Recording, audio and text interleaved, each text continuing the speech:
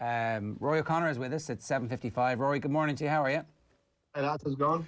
This is, I hate to say like a big must-win game, but this is a big must-win game for Andy Farrell and the coaching ticket. The pressure has ratcheted up to such a point where you don't really want to see what happens if they lose.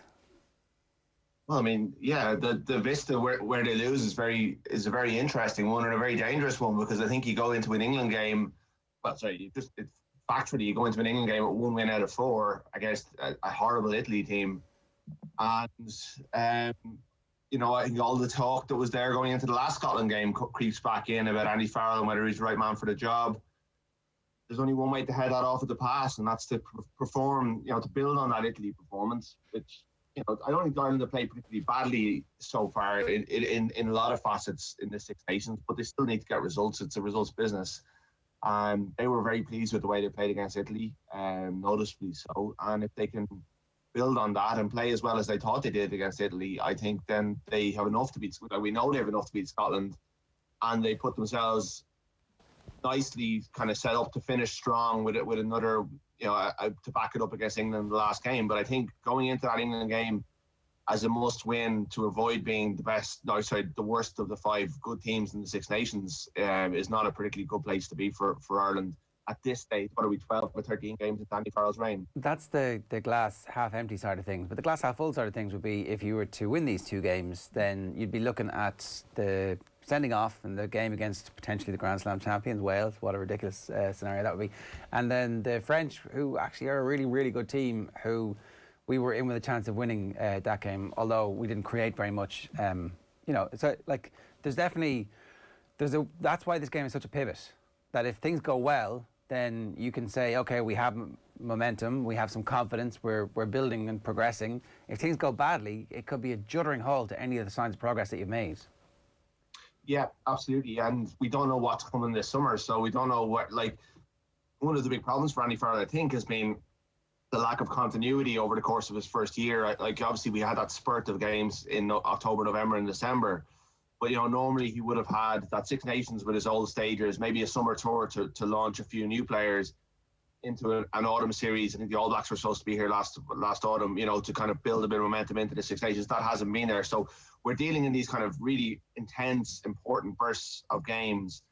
And I mean, for all of there were mitigating factors about the defeats to Wales and France. I mean, the sending off was within Ireland's control. One of the senior leaders went and got himself sent off. So I don't think we can write that off as, they got a red card. They did respond very well to that and could have still won the game, although it was their own defensive deficiencies that allowed Wales to win that game, really. France, similar, it was their own lack of ambition. It was their own lack of control. Obviously, it was missing 5 or 6 of their senior players, which is probably more mitigated. One of them obviously got himself suspended, but the rest were injured. So, no, you're right. One of the things, this coaching ticket, while they have made some changes, haven't made very vast changes. This is still a very experienced team. 10 obviously has been the issue we've talked about a lot, but around the number 10, it's a very established group of players. Pretty much, you've got 1 or 2 who come in and helped out, but really, this is shouldn't really be a team in transition when you look at the names in the team sheet. I think France, it was a lot of disruption, but if you look at the team they're going to put out this weekend and the players that they're possibly going to be leaving out, they should be at a stage where they're winning these games. And while you maybe would have forgiven a defeat away to a good Scotland team in Murrayfield if they'd won the first 2 games, and it was a disappointing, Grand Slam derailment, you'd be disappointed, but you wouldn't be writing them off. I think if you've lost the 3 games against the good teams, and you're coming up against the one team that always beats you up and beats you well in the final game, it's a pretty tough spot to be in. Gordon Darcy today in the Irish Times today is saying that second viewing of the Ireland-Italy game wasn't particularly good, that we weren't very creative. I totally understand that, and I talking particularly about using the forwards to pound away at the Italians as opposed to trying to be creative. Part of me wonders though, when you are a man up and when you know you're going to win the game, do you reveal all of your hands, or are you supposed to just play your best stuff and try and practice it? I'm never quite sure in those games where you're going to win what you're supposed to do.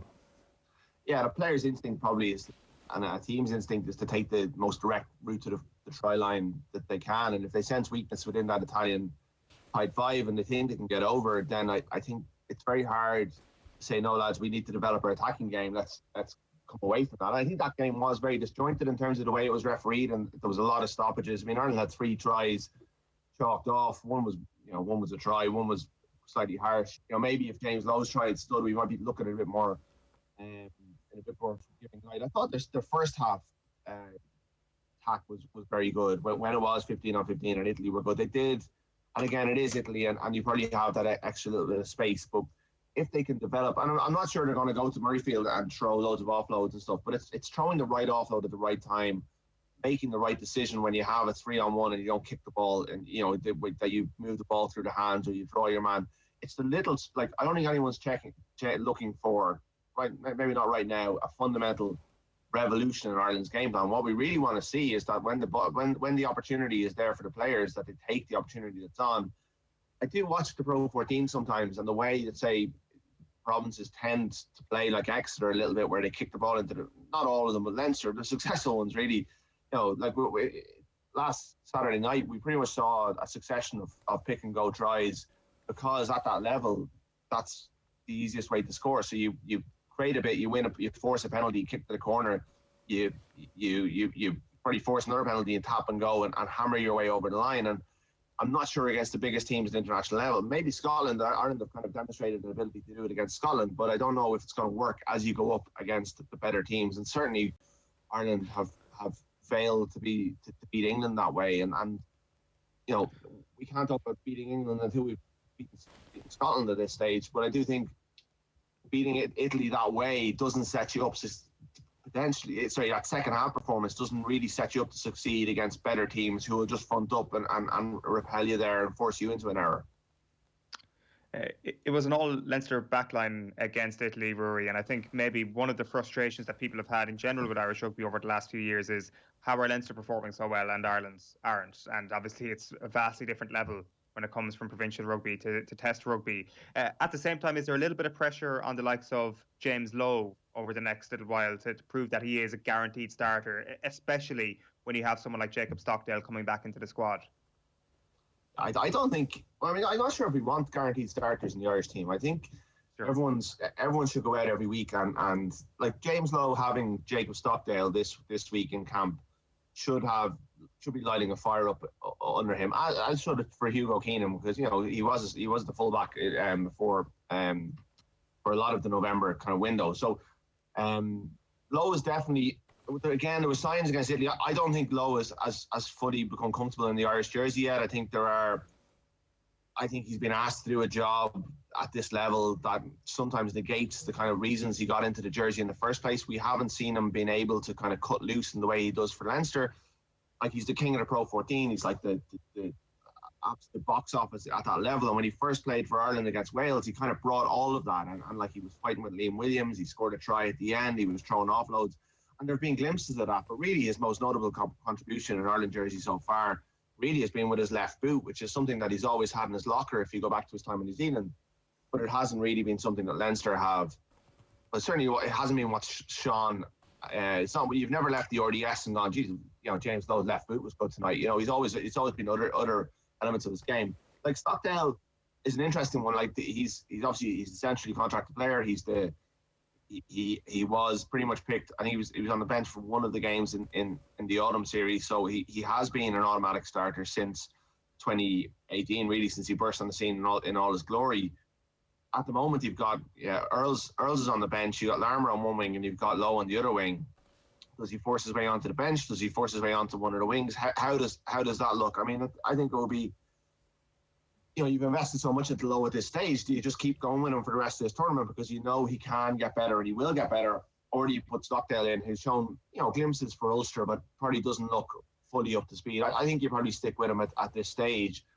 But do you then drop Earls out of the matchday squad and put Stockdale in that number 23 shirt, or do you do a bit of a workaround and you take Larmour out of things? I don't think you do that either, because there's too much upside in Larmour and there's too much potential there. So there's one of the good things at the moment is there is discussions about a number of positions across the squad, and you'd hope that those discussions are not only around experience. They're about kind of what a player can bring in terms of their attacking potential. So 9 is the other big discussion point, right? It's like Gibson Park, not first choice for Leinster, but all of a sudden is playing well. And, Brian O'Driscoll was oohing and ahhing about the quality and speed of his pass. Not since Stringer have we had somebody who passes the ball from 9 like that for Ireland. That's a big deal if you are Mike Catt and wondering, well, I'm taking all this flack for my team not being particularly creative. And then all of a sudden there's a bit of a creative spark in there. He beds down, gets a bit of experience playing, starting. And yet there's strong speculation that we're going back to Murray to start the game against Scotland. I think Murray will come back into the 23. I'm not sure he'll start. Murray came into this tournament in very good form, but didn't play well against Wales. And mostly what he did badly against Wales was discipline-wise, which is strange. He gave away a couple of bad penalties. I don't know why you would take Gibson Park out of the team at this stage unless it's very much a game plan decision. Unless I don't know why you box kick the Stuart Hogg anyway. So really what you want to be doing against Scotland is keeping the ball, because when you have the ball, they're less of a dangerous team. They're less of a threat. And if you want continuities from half who's able to challenge the defensive line, right now Gibson Park is the better option. I do see the value in having Murray in the 23, and I wouldn't write Conor Murray off at all at this stage. He's still only 31, and I really am excited to see what Conor Murray will do now that he's been properly challenged. I mean, Farrell did take him out of the Twickenham team back in November and started at Gibson Park there, and I think we did see a response from Conor Murray. Whether it's good enough, whether it's also, you have to be conscious of the fact it's 2 games in 6 days, the second one being against England. So I think there will be an element of picking, a 23 that maybe rotates between the two, and maybe some players come in. So maybe he's looking, I don't know, does he see Murray as a starter against England and Dublin? I think he should stick with Gibson Park, because I think he needs to reward form. And like, you can't say that you were delighted about the way the team played against Italy, having made your 7 changes. Well, you can, but you shouldn't. And then drop all the players who brought about that change. That was one of the mistakes Ireland made at the World Cup, was that the second string team was better than the first string team towards the end. And the likes of Luke McGrath, Rhys Ruddock, Dave Kilcoyne, Jordan Larmour and Andrew Conway found themselves either on the bench or out of the squad for the most important game, when the players who hadn't been playing well were brought back in. So I think if you rotated and the players you rotated did well, there's no reason, even if they're less experienced, those are the players that you should start in the next big game. And it should be a challenge to Conor Murray to basically train the house down and come off the bench next Saturday or Sunday and give the game of his life, which, if Conor Murray can get up to that standard, then Conor Murray is undroppable, because he's, the Conor Murray who beat the All Blacks, not on his own, but was the best player against the All Blacks in 2016. So I think stick with Gibson Park, but I think I can see the merits in bringing Murray back off the bench, having given Craig Casey a taste. Again, at the same time, Casey did really well the last time. So, what message does it send to him if you leave him out for the more experienced guy? It's a tricky selection business. It depends on Murray's training, and obviously we don't get access to that. But I understand why they will be looking at Murray. It's one of the more overlooked facts here as well, Rory, the fact that the Irish coaching team probably had their starting back row, for example, nailed down before the tournament starts, and Doris gets injured, Peter O'Mahony gets sent off immediately. I wonder, does that just factor into them being a little bit more conservative when it comes to their picks in the backs? I don't think so, because I think the back row went well. I think Doris probably does come back in when he's fit and he's firing. I'm not a huge fan of CJ Stander at 8. I like more traditional number 8, and I prefer to see Jack Conan, who Andy Farrell absolutely raved about. I think Jack Conan and Doris are proper, blue chip number 8, whereas Stander is an unbelievable 6. But when you move him there, he doesn't have the game sense or the kind of the game management element that you need from your number 8, and he doesn't have the evasiveness that, say, a Conan or a Stander do. At the same time, 6 looks like it's Ty Burns' jersey now. So that combination of Byrne, Connors and Stander went really well, and Conan made a difference off the bench. So I think that gives you comfort to pick whoever you want in the back line. And I think that actually that back line is a form back line. I don't know if there's much, if Murray's injured, and Earls hasn't played brilliantly, I don't think, and I think Larmour gives you an awful lot. Bundyaki came into the tournament injured, and that Leinster centre partnership is very good. I don't see a huge amount of, Stockdale side again coming back from injury. I think that they're just the best players in those positions at the moment. I don't see a huge amount of reason to go and change that based on. I think Andy Farrell's right to be colourblind when picking his international squad. I don't think politics should come into it. I don't think pressure from outside should come into it. If he thinks that if it was 15 Munster, Leinster, Ulster, Connacht, like if they're the best Irish qualified players to play for the team, that's his responsibility to pick them. So I don't see a problem with the All Leinster backline as such. I do think, we're going to see Balakoon come through. I think Stockdale will have a say. I think Stockdale is probably in Ireland's best team when fit and firing. I think Murray can get to that level, back to that level as well. Aki obviously has been brilliant for Ireland over the past. So I don't think this is a long-term thing. We're going to look at a Leinster backline forever. I just think right now those players are playing well and probably deserve to be selected. All right, Rory, good stuff. Thanks a million for joining us this morning. Cheers. Cheers. Have a good day.